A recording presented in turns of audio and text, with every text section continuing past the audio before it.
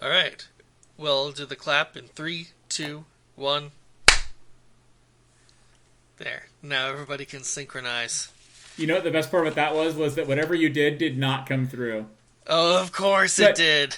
but no, but the good news But is the 3, 2, 1 did. the 3, 2, 1 did, and also like it's in the audio recording that I'm going to be able to pull from the. I'm taking video of a notepad right now, and Got only it. of a notepad. So like it's a very small video, and it'll just basically have a tiny. Let me do a thing.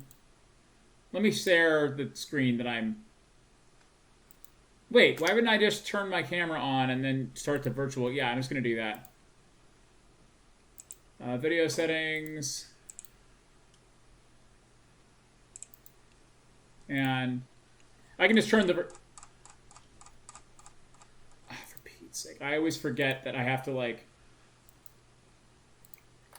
Okay, there we go. So, yeah, see, now it just says podcast Good. up in the upper left-hand corner.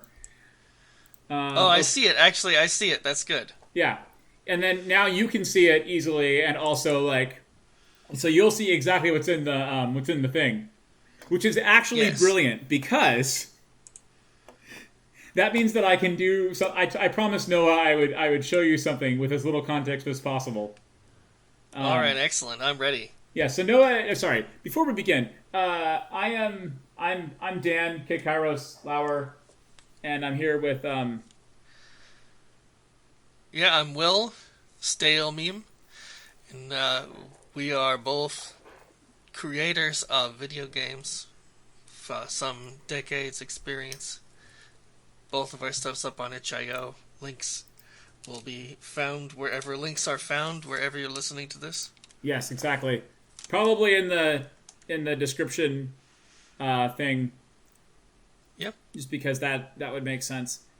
Although now, for Pete's sake, I did a silly. Okay, I'm gonna do one more thing here, because I can take it like this. All right, I'm ready. And I'm going to take. We're gonna switch. Big. Yeah, we're gonna switch the. We're gonna switch the screen to being.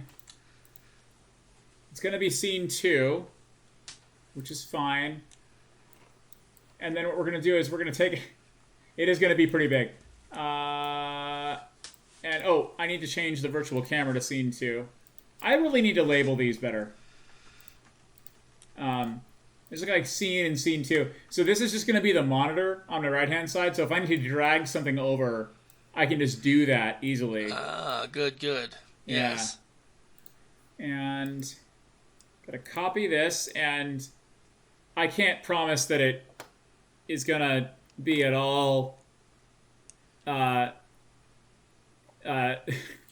So there's somebody else who would be here, but he has been caught up in a tragic accident of having to go to work tonight.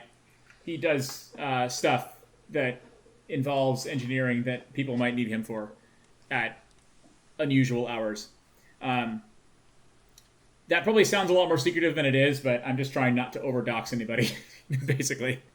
And he asked me to show, and he wanted, or I don't know if he actually asked, but like basically, I said if you're not able to make it, I will show this. I will show this to Will, because he had requested that we make this the podcast thumbnail, which I don't think I'm willing to do, because I think the thumbnail needs to be the logo that you drew for this podcast. But right. Here's the thing that I promised that I would show in all of its glory. I am exceedingly prepared. I'm not sure that you are. Oh no! Oh no!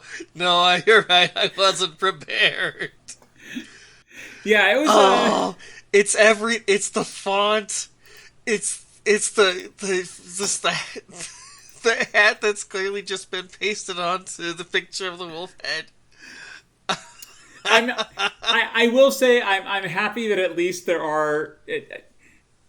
I don't know, man. I don't know. And is this shirt a small? I don't even know. Oh, that would make it even better if it were a small T-shirt. It looks teeny. It looks tiny. Yeah. Look at it compared to the size of the guy's hand. Oh, you're right. Yeah, no, that is probably a small T-shirt with this on it, which is just a.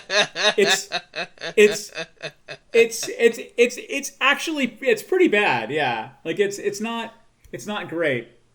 Um, Now I was also told, obviously you did enjoy that, but I was also instructed that if you didn't, I was to show you this, um, which is going to take me a second longer to.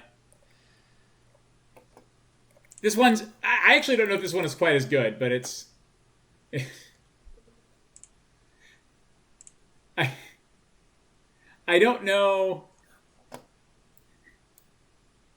I don't know. Oh, I don't know where his brain exactly gets this stuff. I mean, it's not his brain. It's just his meme folder, is what it is. Are you able to read that? Right. Okay. Yes. Yeah. It's certainly something special. Right. Yeah. Man, I wonder what the I should be able to pull up the Google search. Oh What? yeah, there's the LinkedIn post. Okay. Oh no. No, please don't tell me that there's a LinkedIn post that some of this came from. The shareholder value. Oh, okay. Yeah. That tracks. Yeah, it's a thing. Looks like. Oh man. That is that is yeah. Yeah, I really should have like you know what I thought about doing is I did some stuff on Beast today and I thought about like taking some time between when I was doing stuff and like this time to try and write like a generator for it's like there's this capsule art challenge that Noam and I have been doing and you know this because you Participated in one, yeah. yeah you participated in the second one and I thought it would be kind of fun to write like a generator for like if there was a time that like none of the ones that came to my brain I actually wanted to do that would just give you the scenario and also give you like the genre and subgenre that you had to do. So all you had to do was come up with the title and the capsule from there. And I still want to do it. I think it's going to be one of those things that I either write in Megazord or Python because like for something like that, I don't think I would prototype anywhere else because Godot just feels like overkill, and the other two things just feel like the right amount of like room to breathe for a We can stupid Mad explore Lib. Seventh Sanctum and see if we can find something that will fit. Oh, that's not a bad idea. I do think it would be kind of fun though because like it could accidentally end up generating like one of several types of indie games. It'd be like this is a psychological horror, but it's actually about your relationship with your mom, or something Yeah. like that. Like it ends up just becoming an indie game generator because the combinations aren't really what you would normally expect. What is Seventh Sanctum? Oh, you posted a It thing. is. It's an ancient page of generators, very good from the old days. Oh, okay. Since 1999, yeah, it's been around since we were teens. I've been using it ever since. If you look at the types, you can see that it has just old classic generators for. It's sort of been a Oh clearinghouse no. for generators of all types from the beginning of Oh. time. Oh no. That's actually really cool. Like there's a certain certain appeal in building one's own nonetheless, but like it is cool that something like this still exists in the world. Like I remember there being sites like this, but this is very like web 1.0 in a way that I have to respect. Yeah, yeah, it's just pure HTML1 Yeah. site with a little bit of a little bit of JavaScript running. Yeah. Oh man. Classic stuff. Oh yeah, that's amazing. Uh Steve Savage also just sounds like an amazing like Okay, so he is an author and writer. Okay, that does sound like the name of a sci-fi writer, or like a fantasy writer of some kind. It does. It or does. or maybe for some no, because no, he just. I was gonna say maybe he like writes nonfiction exclusively about pro wrestling, but actually, he seems like he would be one of the wrestlers rather than being a guy who writes about them. He calls himself the man behind the madness, which sounds like a wrestler's tagline. It really does, actually. Yes, it absolutely does. Names and oh my god, extreme fantasy names. So where you want it to be like super over the top. That's good. It it is really difficult to come up with like names that are that they sound almost real. It's surprisingly difficult to get ones that don't sound ridiculous but also don't sound like they're real. You know what I mean? Like Right. inspired by Pirates of the Caribbean. Oh, okay, so like okay, like Black Pearl. Okay, that makes sense.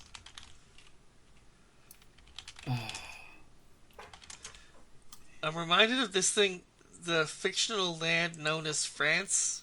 Oh yeah. Yeah, yeah, from what is that? Like Fire Emblem, some Fire Emblem game, I think. I don't even know. I saw that meme for the first time today, incidentally. And I Yeah, had this is the problem with generators, or the problem with trying to come up with names, is that you'll end up with something that's already there. yeah, here's this really exotic. Yes, yes. Yeah, something like fiction writers, you're prevented from ever using the names of real places in your fiction, or like fantasy writers should never use the names of real things in there.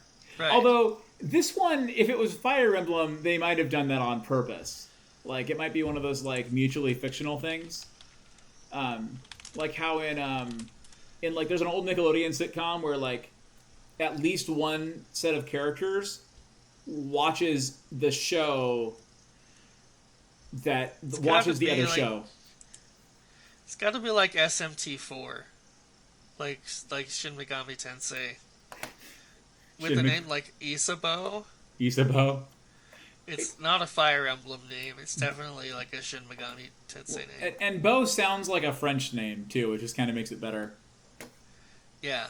Although SMT is also smart enough to do something like that, where they just like pretend that France is fictional, like which from their perspective maybe it would be. I don't really know. Wait, is Shin Megami Tensei supposed to take place in our world, or is it supposed to just take place in unknown world? Do, do either of us know this information? No, no. Never really thought about it. Oh, it's supposed to be post-apocalyptic Tokyo. Oh, okay. So maybe they just have forgotten that France is real, or I mean, I'm trying to follow the Yeah. fridge logic here, right? That's Yeah. the thing. That's not uncommon.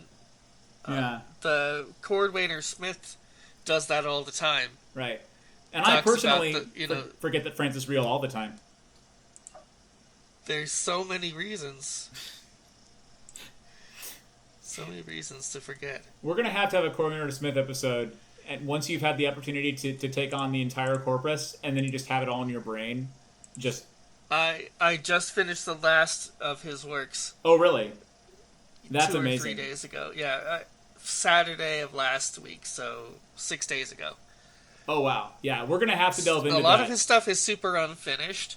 So Oh, the fact that I only dug into his finished works meant that it was 33 short stories, one almost novel, couple of novellas. okay. He wrote. He would send stuff off to publishers, and if they didn't send it back, he didn't have a second copy. Like Oh, you just frequently his work is just lost.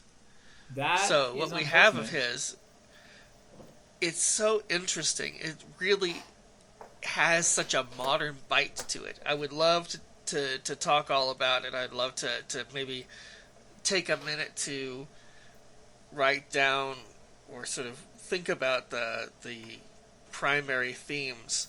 Oh Uh, yeah.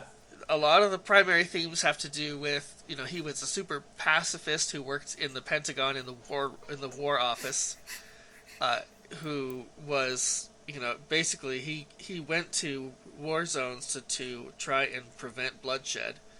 Most of his life is his day job, and then in his science fiction, all life is sacrosanct. Okay. Not just human life, but also uh, post-human and transhuman and animal life. All life has a real value to it, an incontrovertible value. And much of his work deals with the demonstrating of that value, how the value itself manifests in real life, not just as a concept or as an ideal, but actually as a practical truth that animal life is worth respecting because of these practical reasons, these practical outcomes. Really remarkable stuff for a science fiction writer to be tackling, and just it strangely mirrors so many of the tropes of popular science fiction of the turn of the millennium. The fact that he's coming back around is really amazing. You were telling me that whether overtly, you were telling me and Zephyr that either vertently or inadvertently, it seems like several like science fiction franchises more or less stole entire plot lines from his work. Oh, absolutely, and 100%. And I think it would be funny, like to me, I think it would be funny, like at some point. I think what we should do, like if you get like a list of these, and maybe give me like a couple days to forget, like because I'm gonna remember one or two of them. There's at least one that I'm going to remember, and because it was show redacted, that it ended up being that it probably fed into. Like if guy who made show redacted did not read this story or at least hear about it, it would be surprising, right? But like it would be impossible. It would wholesale phrases have been taken from the stories. But it would be funny. Multiple phrases length. Yeah, it would. Yeah, it's like a funny guessing game is what I mean. Sorry. Right, I get you. Yes. We could definitely do that, where we take the concepts from the Cordwainer Smith stories and describe them in the abstract and try and figure out what franchise or major science fiction property ended up pulling, big chunks out of those stories to appropriate for their own. Exactly. Yeah. Oh man. There'll be some that I just don't know. Yeah. There's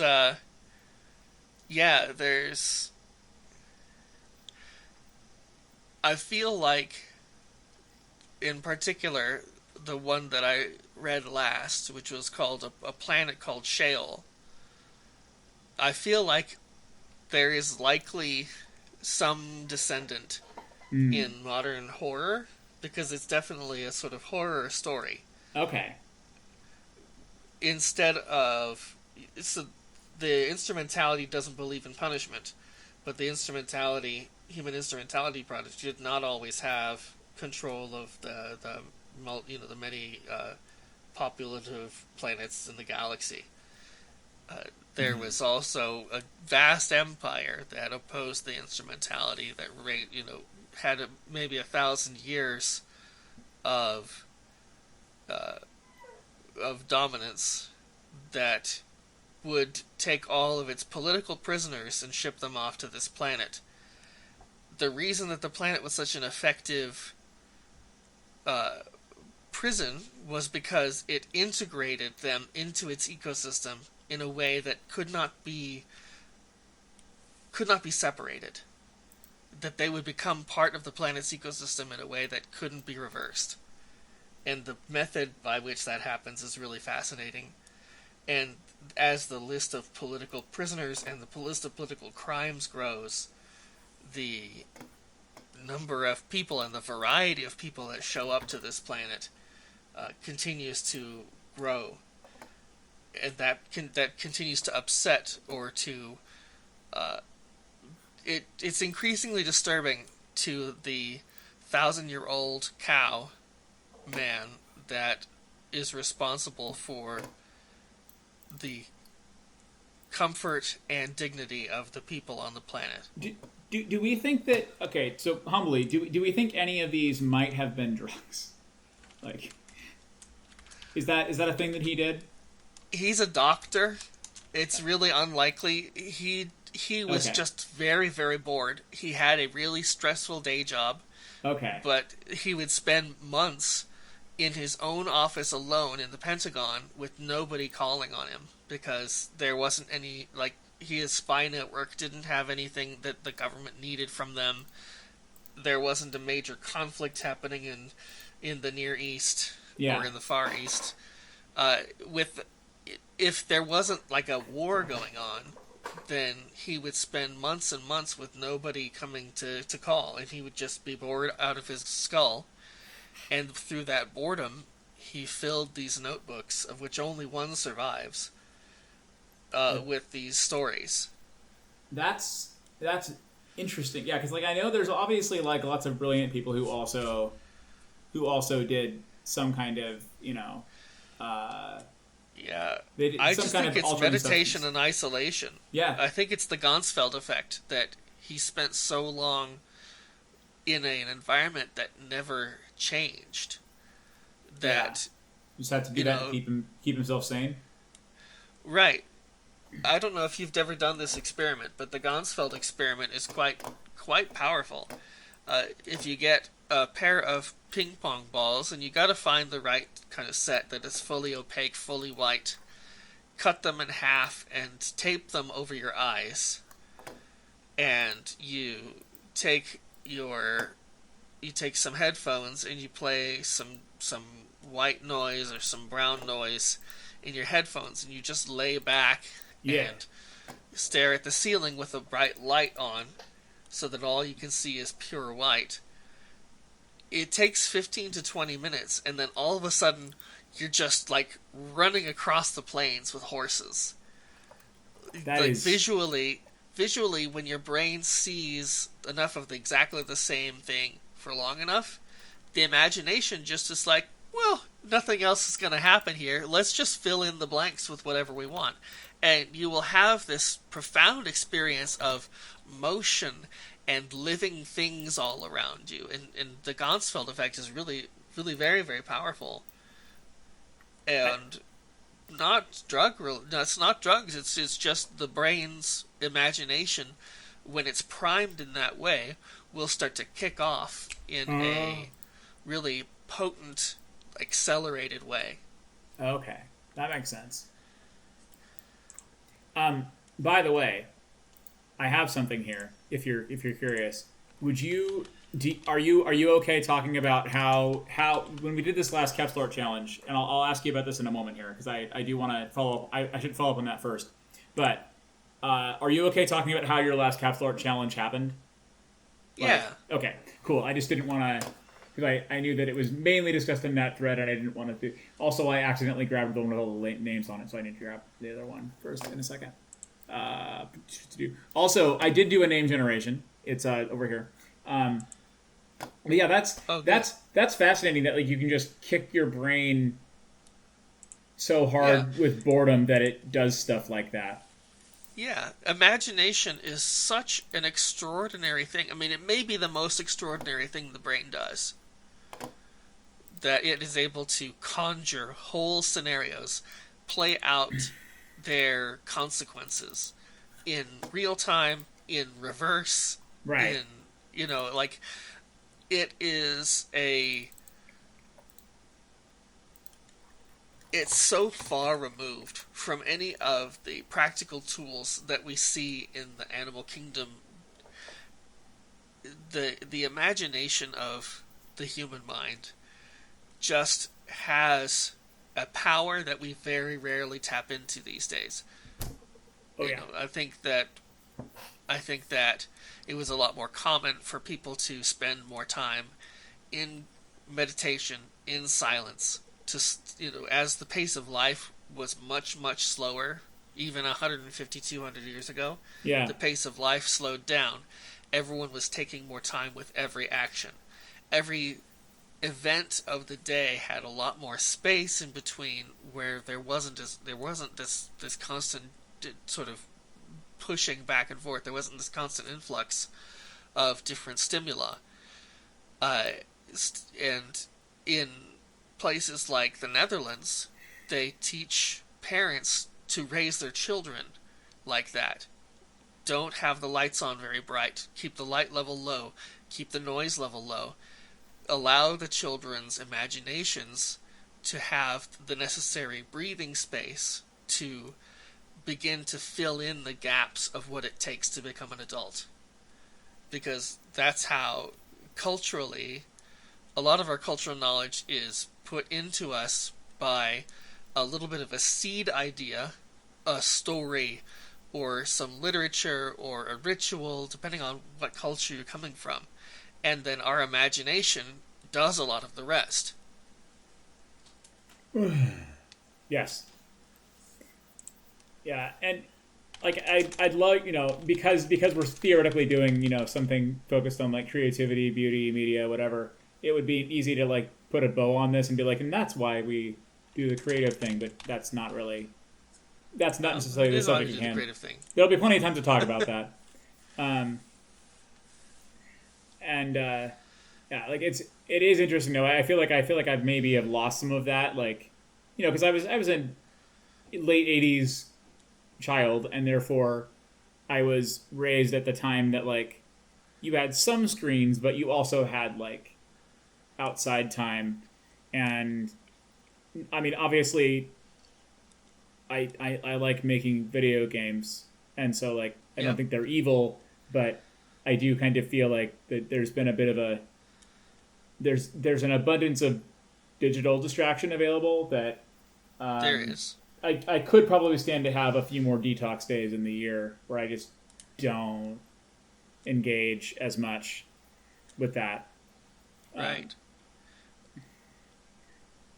Like, I will say, I feel like I don't deserve it, but when I followed David Lynch's instruction, his methodology for transcendental meditation, it was the best I have felt in my 30s and 40s. Okay. 2 15-minute sessions a day, just sitting and clearing the mind in, using the technique that he describes, which was really quite effective, and I think much easier to follow than a lot of meditative, sort of guided meditations and things that I've read in the past. Lynch being a career creative, and somebody who is very practical in his heart. He wrote down some pretty practical instructions for how to attain the transcendental meditative state. Yeah. And I found within the first, it was successful in the first session, which made it a lot easier to do the follow-up sessions. Oh. What I found was that I just it was successful within 10 minutes, or I would not have continued. I would have given up. I understand why. He's a painter, definitely in that kind of space, mental space. If it had been different for him, if he hadn't had success within that first 10 minutes, I'm sure he would have given it up as well. But I did. It worked within a few minutes, and so I was able to do it, 2 15-minute sessions a day, 2 20-minute sessions a day, and it felt great. It felt amazing. I just realized it's very difficult for somebody who owes things to other people and feels like they're obligated to be available to others, to take that time away very selfishly to yourself. And I found I couldn't keep it up because it made me feel really good, and it made it feel worse that other people were not going to follow me and were going to spend that time struggling. And maybe it would be better if I spent that half hour a day struggling alongside them. Right. Maybe I would be a better person and better able to help them if I had kept the meditation up, but I would have forged resentment. Definitely there would have fomented resentment I think, if I had spent all that time and felt so much better and felt so much livelier. Right. To a degree, I feel like if you see others struggling around you and they don't see you struggling, it makes it harder to relate to them. It makes it harder to empathize or to get to get the same level of cooperation. So I just gave it up, but it was effective. It does work, and I if you feel like you are too close to the digital distractions, if you feel like you're too connected to the phone, might be worth doing. I have never myself felt super connected to phone, super connected to the digital. It's always been easy for me to step away from screens and step away from distractions. Yeah. So I have that going for me, but I have seen where that can become really a compulsion that's much harder to break. Yeah, I I think don't know.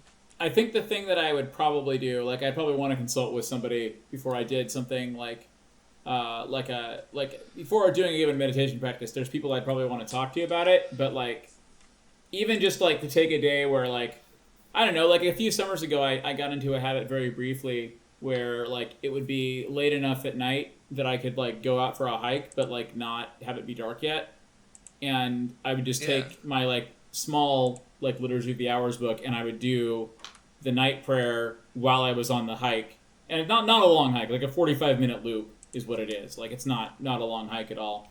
Um, but even just to go out there in nature and just even quickly read out there and not at my house was, I think, in some ways like a better way to be because it's very easy to be distracted.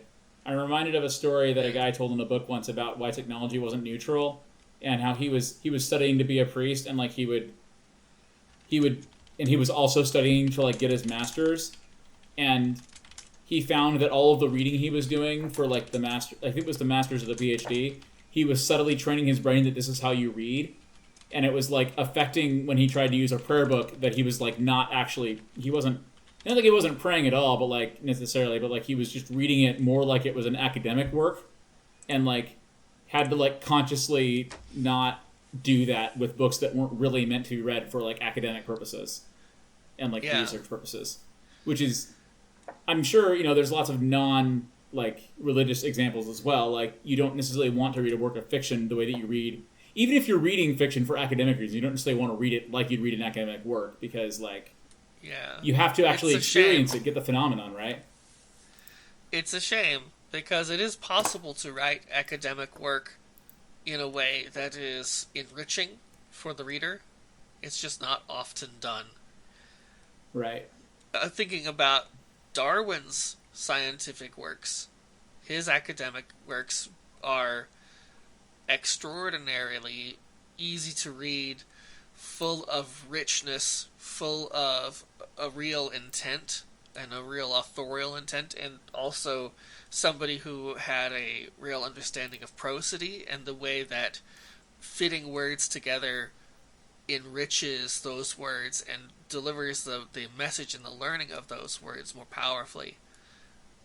He really wanted people to feel like they had been on that journey with him so that they could find some commonalities, so they could find this, they could, his conclusions would not feel hollow, that they would feel really uh, self-evident based on the uh, lived-in experience that he was able to provide with his notebooks and with his books, his published works. Yeah. But Not nonfiction essayists who actually know how to write things are like, right, that's not as eloquent as what you said, but like the nonfiction writers who know how to write things in ways that aren't just like the driest, most like this happened and then this happened kind of way possible are a yeah, gift. yeah. It it's interesting to Ursula Le me. Oh, Guin sorry. Ursula Le Guin did a syllable count of nonfiction and fiction authors, and found that their use of single syllable words was much higher than in speech, 70+%. Their use of 4 and 5 syllable words was fewer than one per page. The really good writers were finding concise ways to convey their ideas that bridged many different genres and bridged fiction and nonfiction, and the accounts very rarely strayed. Even in the most dense academic works, the counts only slightly raised above the simplest works, like the story of the Three Bears. And in fact, Samuel Clemens, Mark Twain, his sentence structures were simpler than the simplest folk tales and fairy tales. He was at the sort of bottom of the list, but the range was quite narrow.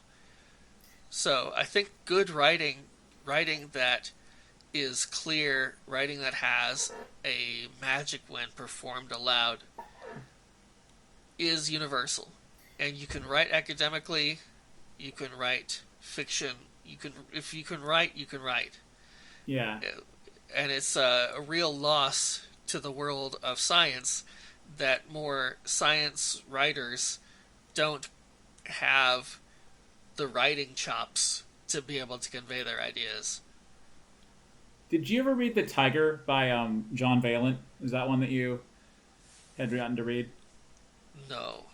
That's a fantastic book, and I may have to send you a copy. Like, that's how much... Like, it is nonfiction, but it's a story framed about a tiger who, like, has a little snap and, like, it starts killing people. Which, in a way that tigers are not supposed to do. Yeah, John Valent, The Tiger...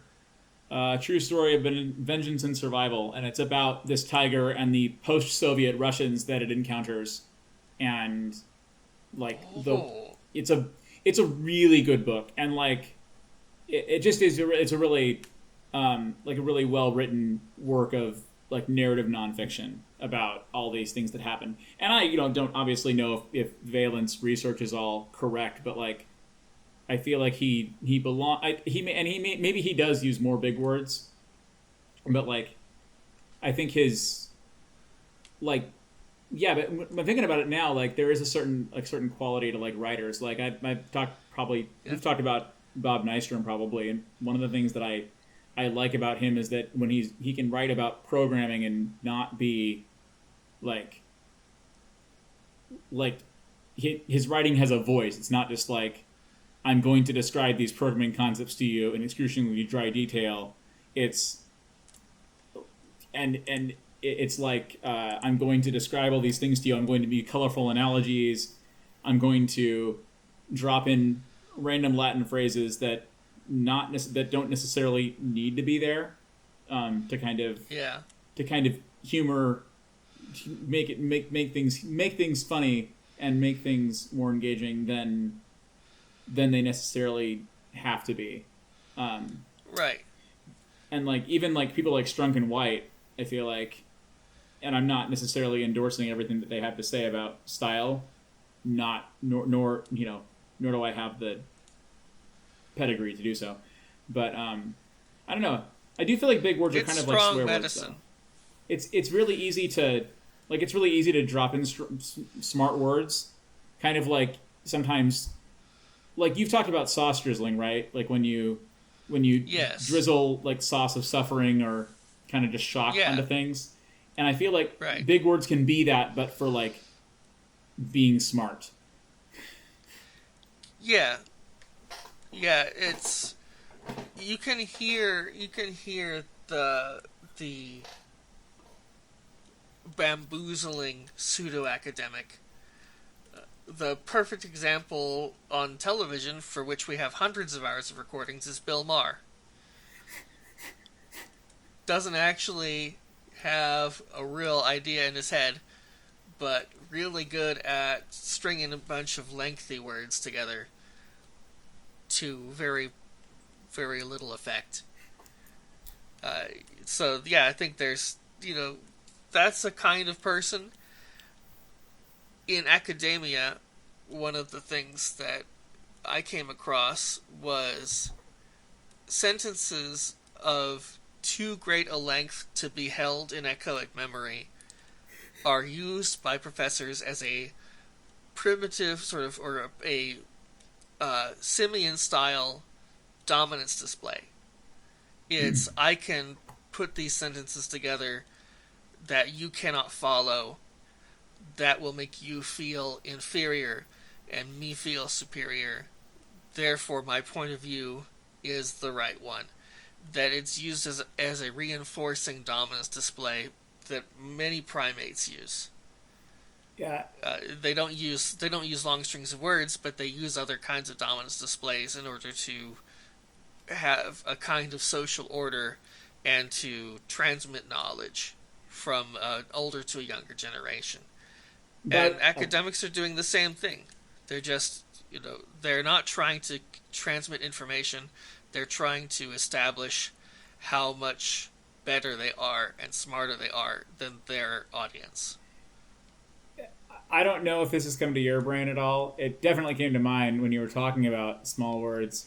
Was the Chesterton quotation about how if you want to know if your idea, it's something I can't remember exactly what it was, but it was like, if you know, it was something along the lines of, if you want to know if any of your ideas are any good, you need to express them in words of one syllable, and that's like how you actually test the idea. Otherwise, you can go on like talking in multisyllabic words forever without saying anything at all. Doesn't ring a bell. It's Is it maybe orthodoxy that's would be where it's from? Yeah, it's from Orthodoxy, which is the one that I read first, so it's the one that I know. Okay. So it's like it's one of the ones that I've actually read multiple times, so I kind of know it better than I know his other work. Like if you ask me which of his I know best, right. it's Orthodoxy, followed by either The Man Who Was Thursday or the essay entitled "The Defense of Skeletons," that I would probably know best. Yeah, yeah. But Sounds right. It's a good quote, and it's a positive flip side to the negative of like, and Chesterton would probably agree with you that the people doing that are probably just partly trying to establish dominance, as it were. Yeah, it's subconscious. And It transcends humanity. It's definitely something all primates are doing. he doesn't. I mean, obviously he uses big words all the time, but he's also the sort of person who would use big words naturally. He's not necessarily putting on airs when he does it. He's just a man who can't be stopped from from using big words, even when he's talking about simple things. Right. I would suspect that if we did a syllable count of Chesterton's work, fiction and nonfiction, that we would probably come up with the same that we same range that was in the Darwin to Mark Twain to Virginia Woolf to. I suspect that they would all fall in the same range because Le Guin's study was of over 100 authors. Yeah. And 100 paragraphs of those 100 authors. So it was a really pretty substantial body of work that she ended up using. She said it was probably not sufficiently large to be statistically significant, but it's a much bigger study than I expected. An individual with an otherwise really demanding day job to do. Yeah. to essentially no purpose. She wanted to know. And she went on this long journey of counting syllables from all of her favorite authors and pulling down books off the shelf, pulling open random passages. So she has Tolkien, and she has, Virginia Woolf, and she has a bunch of other classics that people would recognize. I think a lot of authors rightly denounce bureaucratic, scientific jargon words, Latinate words, as being unnecessarily vague, long for the sake of being long. Well, and I don't know if you're as familiar with this. I will say, and I'm not saying that there's never a time and a place to do this, but sometimes I think in in disciplines like I mean, probably happens in science as well. People probably do this in the quote unquote hard sciences, but even in the things that might have been traditionally called sciences back in like the Middle Ages, like philosophy, theology, you'll sometimes see people. It seems like they're just kind of making up words because that's part of what you do as an academic when you're Yeah. advancing a new idea. Is you for some reason need a new phrase to express it, which Yeah. when I say it like that, it sounds innocuous. But when you're a student who is like encountering ideas and maybe some ideas that you have mixed feelings about, it doesn't help when you also have to learn new words to express the new ideas that you like aren't really sure how you feel about them. Well, But that's obviously that was college Dan, and college Dan is different than today Dan. If today Dan decided to read academic theology, he probably would approach it maybe a little bit more open mindedly. Like I wasn't like closed minded in college, but I feel like I've gotten better since then in some ways.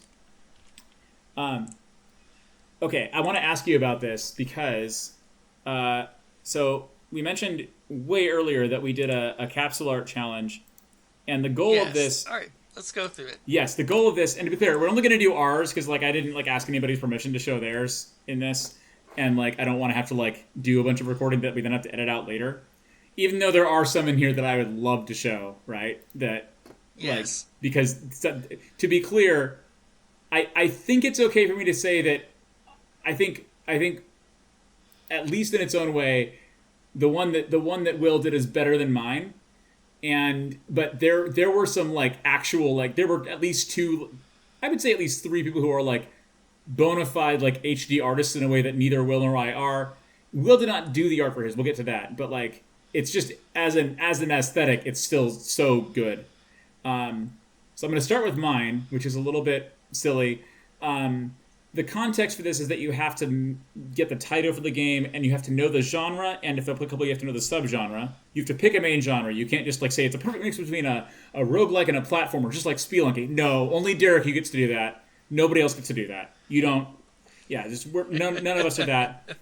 And then you have to make the capsule and try to communicate the genre and the sub and you want to communicate the genre, the subgenre, and you're also supposed to have written down the 2 sentence like 1 to 2 sentence pitch for like how the game works. And Yeah. I think this one was better than the last one in that the last time I was trying to make like a stealth roguelike and people did not get it, which is fair because like I was putting a lot of weight on the word rogue in the title to do that for me. Right. This one came across a lot clearer, I think. At least, Yeah, I think so too. yeah. I And would say the things that I hooked into first were the fact that the events that are being highlighted are all in these square boxes, which evoked to me that there would be these sort of capsulated incidents that would have be functionally the building blocks, the building blocks of the game. oh, That the individual events would be encapsulated, and that's why I thought it might be a game like Reigns, where oh, where the events are on a single page, and then you make an either left or right decision. You make one binary decision and move on to the next. oh! Like, do you slay this dragon? Do you try and do the Robin Hood thing with the arrow, and so on? Right. Okay. Yeah. And I thought that might be where you were headed with it, where we know that the knight has died, and I liked the idea that came from one of the other participants that the way the knight dies is always like in the corner of the screen, and as you make decisions, the knight's final demise will change, Right. and something that seems timid might end up putting the knight in a much more dangerous situation in the long run.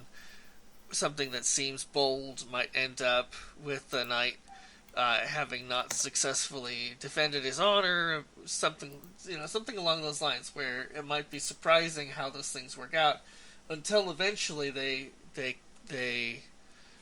converge.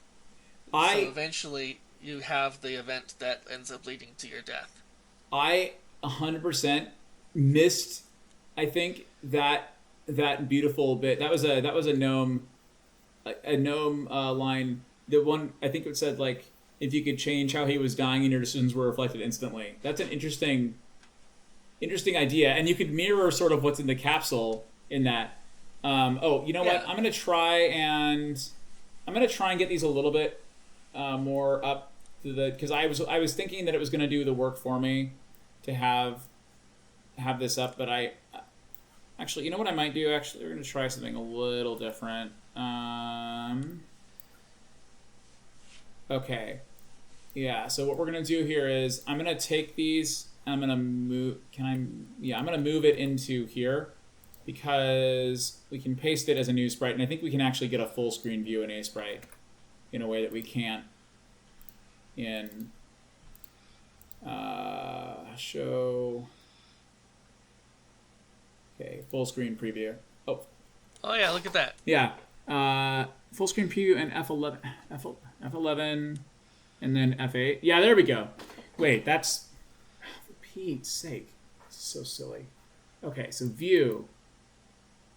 Show. This is supremely annoying. Okay, so 100%. And then F11, F8. I am the world's best podcaster. Why is it like this? I mean, you can just wiggle it about. That's true. I can. We're gonna want to do some of that with yours because yours is, it's Dense. it is giving. Well, I don't actually know if it's yeah. So that's about as good as it's gonna get, I think, for right now.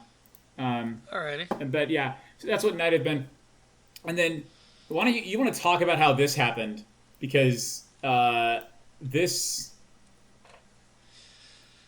is a special one. Yeah, so I didn't realize that Steam's rules were that only the title where it was allowed. Yeah. So I guess I would remove the tagline from the bottom, but that doesn't take away too much. So like I think if I were to do this again, I would just pull that, Yeah. and don't think we lose too much from the meaning. But yeah,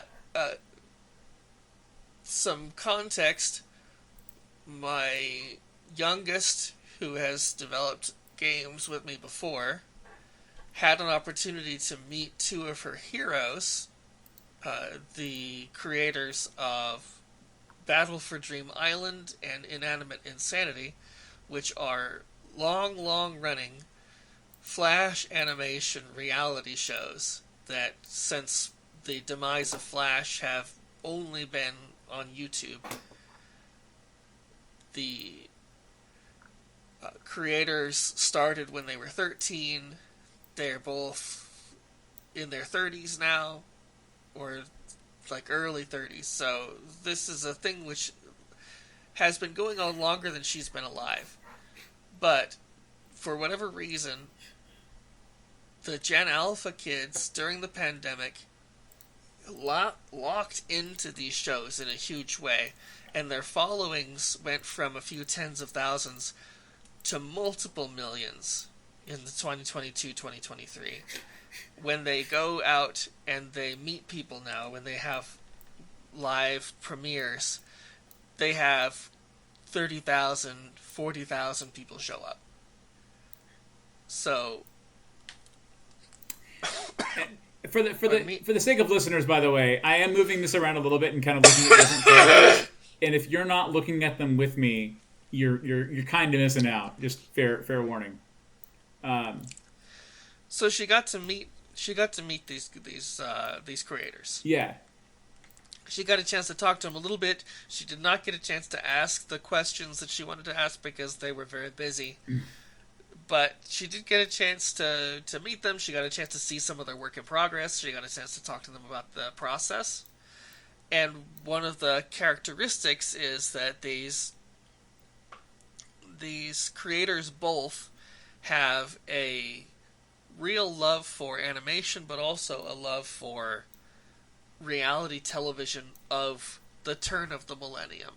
Really, first season Survivor, Road Rules, like very, very early reality television, and have created their shows to be reflective of that kind of era when nobody really knew what the formula had in store, but the formula showed so much promise.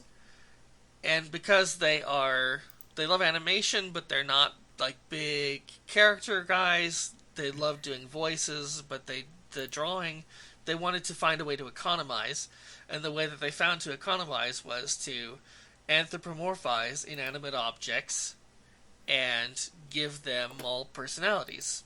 So my youngest has spent her whole childhood looking up to this people and wanting to do something of her own. So I throw her a text. I say, if we were to make a video game that would have object show qualities, what kind of characters would you want to populate that video game? And she proceeds to, every few minutes over the next 3 hours, send me character after character after character. She doesn't send me any names. She just sends me a color swatch and a line drawing. And that's all I get. But I get this big long string. And she did write a few instructions. So this plastic cup lid there on the right, she wrote the instruction in the margin, 65% transparency. It's very specific. But I got color swatches, and I got these line drawings, and I got nothing else from her, but they just kept coming, and they were all really good. Like, yeah. they were so consistent, and they're lively, and my mind just kept getting blown that these were all coming out of the little 13-year-old up in the attic who refuses to come down for meals. Yeah, that's the thing, is like I have a style of my own that I think is best affectionately described as bad manga.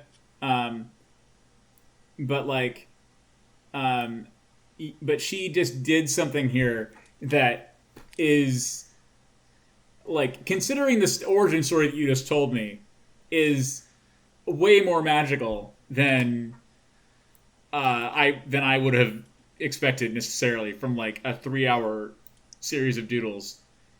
Yeah, they're so lively. I'm shocked. I'm shocked. Like, it says something that this is the origin story, and this one is in the running for my favorite out of the 6 that were drawn for the last one. And that's over and against the people that I've described as being better artists than me and Will in their like actual like 2D artistry capabilities. Yeah, what's wild is that this evokes a game. Like, yes. This evokes a game that has a real energy and a weight to it. Yes. That now this is the kind of seed, I think, that could turn into a full thing. Didn't you say like she's been writing design documents too, or something like that? Yes, design documents. Oh, I wish I'd saved it. She gave me a rundown of how the individual levels work. How the let me see if I can do this. And this was like I'll try and recreate it briefly. An RPG Maker story-ish game, but instead of traditional battles, you had said that the mysteries are solved in like a grid. Yes. And so I was like, you're gonna have to elaborate for me. And she sent me this thing, and I'm gonna recreate it. At least I'm gonna recreate it briefly. I will also add your Steam capsule. I know that you realized that, and that was good. But like, I will note that, and is that Murder Mayhem Mustard, like, if you read this, it's very chaotic, and maybe some people on Steam or Steam itself might not like that for some reason in terms of the text. However, notably, you could also read that as a subtitle for the. Yes. It could be read as Cast Off Murder Mayhem Mustard tagline, or it could be read as Cast Off Murder Mayhem Mustard. And I think either reading is actually pretty valid. So like, honestly, if you just made that your title, I think it would probably work as is. I have no idea what it would do in the capsule meta on Steam, because admittedly part of this is because I'm trying to get a game on Steam next January, and part of this is a way to blow off Steam and like take a break to do a different creative project without like getting into a whole other actual game that you'd make. But like thinking about something you might want to make and kind of testing both A, how good would I be at communicating this, B, getting to do a little bit of it to kind of evoke what you wanted to do, and then C, kind of testing your skills for like how you would communicate different genres in a Steam context, without in terms of like just your own abilities. And not necessarily that I wouldn't also have an artist who I would hire at some point later, but like to try to get an eye for the concept and the conceptualization of the capsule is still, I think, a valuable exercise for me, because like I don't necessarily want to make Metroidvanias for all time. So while I've done a lot of research there, I'm going to want to learn the tropes of other genre capsules as well. Right. But, so I'm making this in black and white real quickly, like. Oh, no problem. Just to illustrate here, what I was being shown. Yeah, it's just very like it's just very impressive. And like I said, there's other ones that like, just when I do these in the future, I'll have to try and ask like, do you guys care if I show this on the podcast? Because like, this challenge will happen again, with this group of people, and so like, I'm hoping that we will have more of our own and others to show. But like, this one's just very special to me because like you have very creative children, and having them like get in on the act is awesome. Yeah, it is awesome. We were that age. We were making stuff. Oh, that's true. You know, that's when we made. Didn't we make like two of our most well known things? Like each of our. Didn't you make? Were you like 14 or were you 14 or 15 when you made Ronald? 14. Yeah. Oh, good. 14. Yeah. And I would have been 11 or I would have been 12 or 13 when I made the second DGN game, which is probably my most well regarded early ZT work, at least. I think I've made better things since, but obviously, you know, I'm 30 something. That's different. But yeah, this is. We're almost there. Oh, you're almost there? Okay, cool. Yeah. Yeah, we talked for us a little bit actually making games, which is fine. Like, this isn't necessarily supposed to be about game making per se. This is just kind of me bantering with people about art and things, and eventually, you know, torturing them by showing them memes that Noah wants to show them on the days that he can't make it, or on the days that he can, because if he can, that makes it all the more obvious that it'll get shown. Truth be told. All right, there we go. So, like, let's say.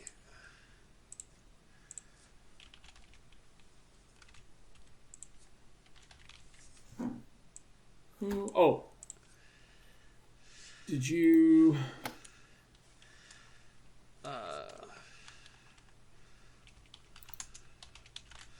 Yeah, I'm gonna... There was a lot more to it, but I'm gonna to show a little bit of this here. Okay. Just what I remember. Are you sending me an image? Yeah, I'm about to send an image. Okay, cool. Oh, by the way, I didn't put this up earlier, but for anybody wondering what we were talking about with the fictional kingdom known as France image, this is that image. And it's certainly a special one. Alright. This is my very, very rough recreation. Okay, and this is how the puzzle, like the mystery solving grid works? Yeah. Yeah, so you're collecting evidences by talking to other characters. Right. And by finding physical evidence around the ship. Okay. This cruise ship. I'm gonna Just you're trying to, yeah. So means, mode of opportunity, and identity are the four grids that you're trying to fill in. okay. So you're trying to put evidences in these left row and column headings, and if they're in the right place, then you get this green circle that shows up. If you get all 6 of them correct, then the whole thing will lock in. Okay. So, one thing I didn't put on this it was like at the bottom, she had written like two or more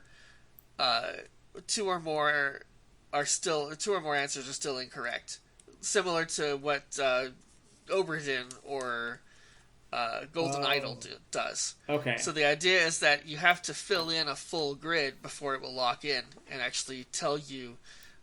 And when you lock it in, you have logically deduced something about the means, which then can go into the final grid, the identity grid. Motive is the same way, opportunity is the same way, and so you're combining evidences to create conclusions. Those conclusions then enter your evidence locker, which you can then use to fill in the last grid of the chapter. Once you have that grid correctly filled in, the identity of the killer is exposed. Okay. And then the chapter ends because you have identity. So it's a Agatha Christie, kind of, and then there were none situation where murders are happening and people are leaving the story one by one. Okay. But they are different perpetrators each time. Okay, that's certainly interesting because I remember. Oh man, I remember this. Like I saw the. Sorry, that's gonna put a darker spin on. I mean, it already had a bit of a dark spin based on just what I saw, but like, yeah, you know that I saw a stage version of that Zephyr was in. Yes. A couple of Utah trips ago. 3 Utah trips ago, I think, actually now. And that was certainly a play to be reckoned with. I will say that. Yeah. I mean, the idea is that it's like, yes, there'll be, classic murder mystery themes, but also it's a Swiss Army knife attacking a milkshake. Right. There's the element of the ridiculous there, which takes a lot of the violence, and it takes the edge off because it's not graphic. Right. Because if a milkshake dies, what has happened? You've broken the glass, and the glass falls everywhere, and the milkshake falls everywhere. That's a very different kind of. That's a very different danger rating. Right? That's a very different kind of violence. My main request is that at some point, if you make this game, that we should consider a podcast episode where you have to fill out the Steam content server for this game on podcast, or at least. Well, I don't know. Actually, I can't remember. I don't remember what all was under NDA, so we'll have to double check that to make sure. But like, that is a depressing. That is a depressing. Now that I think about it, certain questions they even ask in that survey might make it not podcast appropriate because they ask you a lot of things. Right. May not be correct for the cast. Yeah, the things that I'm thinking of aren't things that we would put in our games. It's just like, it's just if you don't have to fill out that survey, don't fill out that survey. You'll only be depressed by it afterwards. I have learned. Yeah. Maybe we just drag some highlights out of it. Some highlights. Well, I will say the reason that Beast is committed, like the reason that one of the characters in Beast is going to smoke a pipe, is because the game said, "Will there be tobacco use in this game, or like any drug or alcohol or tobacco use in this game?" And I was like, you know what? I think I am now committed to tobacco use after reading this question. And I just said yes. So now I actually have to sprite tobacco use into the game to fulfill what I told the content survey I would be doing. I might be able to go back and retake the survey later, but I kind of feel like I'd rather just go and commit to the tobacco use. Oh, that's pretty good. I'll allow it. Yeah. So I'll be curious if there's anything that you look at and they ask, is there this thing in this game? And you look at it and you go, there is now. Like, Yes. Yeah, we'll have to see. We'll have to see. It's it's cartoon. I mean, it's all very cartoon, what? And and I mean, I would say almost that because of that you can keep a PG-13 yeah. rating Well, and while getting into stuff that would be a lot less that would be a lot less palatable if it were a bunch of people running and, around. and that's the question, I think, is can you and your child pull off a G-rated disemboweling, as it were? I don't know the answer to Yeah. that question, and I think it's really because usually we don't have murder mysteries driven by foods. I mean, I would assume that Adult Swim did an Aqua Teen Hunger Force where somebody gets murdered and possibly one of the foods gets murdered, but that is very obviously not G-rated for other reasons. So Right. Right, but if you switch back to the capsule image, yes, there we go. so you got what I believe is a friendship bracelet in the top left. You could have the friendship bracelet with the eyes X'd out and like their middle section unraveled and all spread out, right? Right, because you've murdered the French. Yeah, exactly. The friendship bracelet could be one of the murder victims and disemboweled, quote unquote, by having the actual threads of the bracelet split and frayed and unraveled all on the floor in front of them.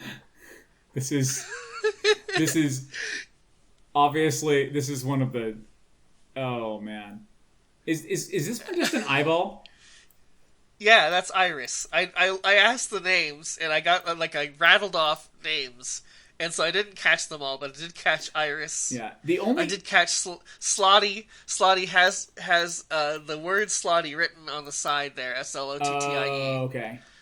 Yeah, that's the one. That's one you might not get away with on a Steam capsule. But like honestly, like I said, I think the title and if you read it as a subtitle, it works. Yeah, I think it does too. And then of course, yeah, Musty is the mustard pot, and I don't know. Is this a ketchup?